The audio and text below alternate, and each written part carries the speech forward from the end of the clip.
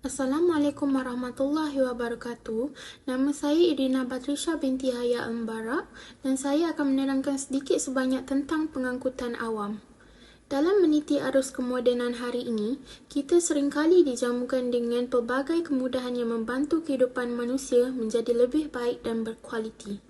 Antara salah satu kemudahan yang telah memberikan impak kepada manusia adalah pengangkutan awam.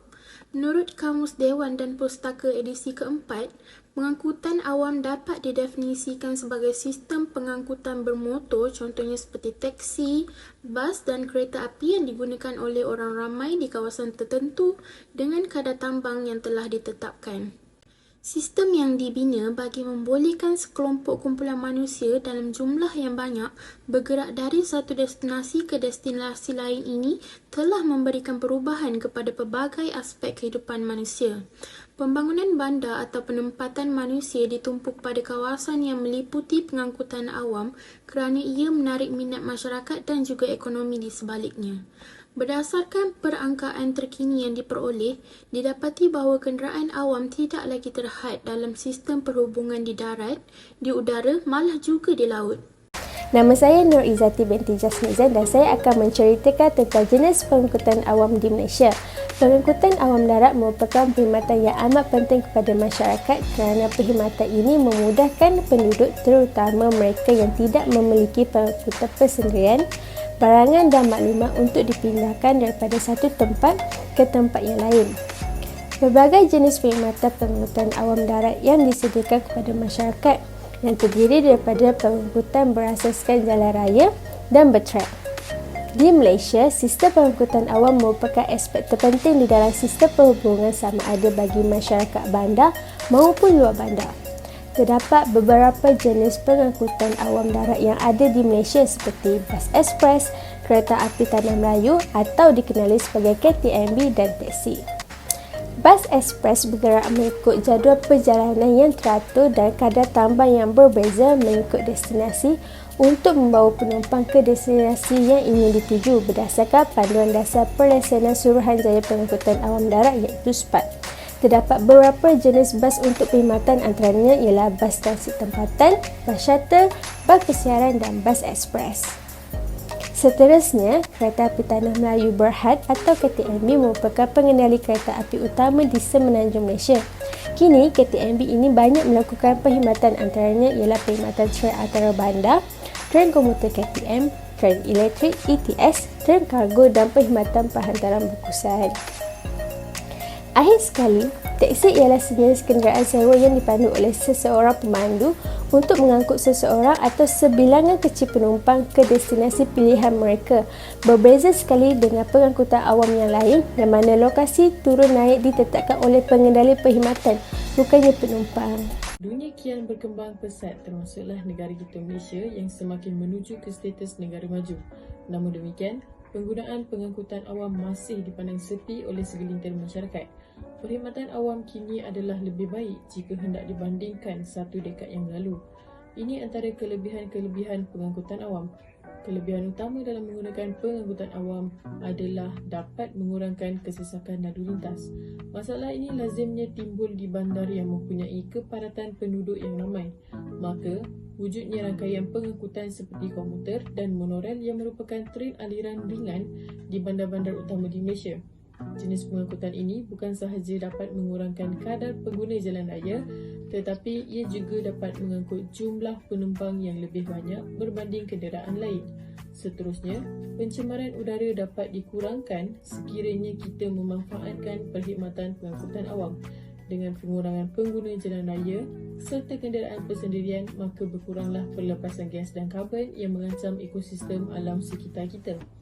Sistem yang digunakan oleh kebanyakan kenderaan hari ini menggunakan bahan bakar yang tidak boleh diperbaharui dan melepaskan partikel yang mengancam kualiti udara.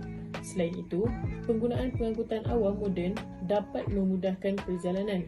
Sistem transit aliran ringan, LRT, komuter, monorail dan KLIA Express telah terbukti dapat memudahkan perjalanan kerana bebas daripada kesesakan lalu lintas. Hal ini disebabkan pengangkutan awam ini mempunyai laluan atau rel yang tersendiri. Keistimewaan pengangkutan awam ini juga memudahkan perjalanan kerana mempunyai jadual perjalanan yang telah ditetapkan. Sekaligus, orang ramai dapat merancang perjalanan mereka dan membuat persediaan awal. Tegasnya, perjalanan akan menjadi lebih mudah bagi pengguna apabila pengangkutan awam ini tidak dipinggirkan. Di samping itu, apabila kita menggunakan perkhidmatan pengangkutan awam, kita dapat menjimatkan kos pengangkutan. Sebagai contoh, harga petrol yang tinggi dan juga bayaran parkir kenderaan pasti perlu ditanggung jika kita menggunakan kenderaan persendirian ke destinasi yang dituju. Namun demikian, dengan kos yang rendah, kita tidak perlu risau dengan kos petrol dan bayaran parkir berkenaan apabila menaiki kenderaan awam. Assalamualaikum warahmatullahi wabarakatuh. Nama saya Nur Fatih Syazwani binti Muhammad Zaki. Jadi hari ini saya ingin membentangkan tentang kelemahan pengangkutan awam di Malaysia. Antara salah satu sebab kurangnya rakyat Malaysia menggunakan pengangkutan awam adalah tambang yang agak mahal. Mereka akan membandingkan harga tambang dan kos jika menggunakan kereta sendiri. Kemudian didapati bahawa tiada perbezaan yang ketara antara dua pilihan, iaitu kereta dan juga menggunakan pengangkutan awam di Malaysia. Kos tambang yang mahal amat dirasai oleh pengguna yang berpendapatan rendah dan menggunakan pengangkutan awam dalam kehidupan seharian mereka. Dan kos sara hidup yang kian meningkat, masalah kos tambang pengangkutan awam yang mahal menjadi kerisauan buat mereka. Ada laporan mengatakan segelintir pemandu teksi tidak menggunakan meta dan mengenakan caj yang agak mahal kepada pengguna. Perkara ini merupakan salah satu faktor penyumbang kepada kurangnya penggunaan pengangkutan awam di Malaysia. Yang kedua pula adalah tempoh menunggu yang lama.